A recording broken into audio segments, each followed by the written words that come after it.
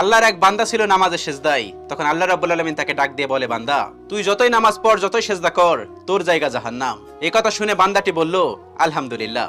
আল্লাহ তখন বলে, এই বান্দা, জাহান্নামের কথা শুনে কেউ আলহামদুলিল্লাহ কয়? বান্দা তখন বলে, আল্লাহ, জাহান্নামের মালিকও তুমি, জান্নাতের মালিকও তুমি।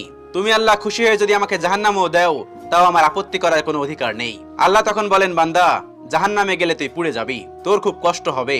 বান্দা তখন বলতেছে, আল্লাহ, কষ্ট শুধু আমার হবে না, তোমারও হবে। আল্লাহ তখন বলতেছে, বান্দা, তুই পুড়বি জাহান্নামের আগুনে, আমার কষ্ট হবে কেন? বান্দা তখন বলে, আল্লাহ, কোনো মায়ের কোল থেকে যদি কোনো বাচ্চা পানিতে পড়ে যায়, তাহলে কোনো মাই দূরে দাঁড়িয়ে থাকতে পারে না, দৌড়ে গিয়ে বাচ্চাকে কোলে নেয়। আমার বিশ্বাস ওই মায়ের চেয়ে কোটি কোটি গুণ দয়া তোমার বেশি। আমাকে জাহান্নাম দিলে তুমিও আল্লাহ শান্তি পাবে না।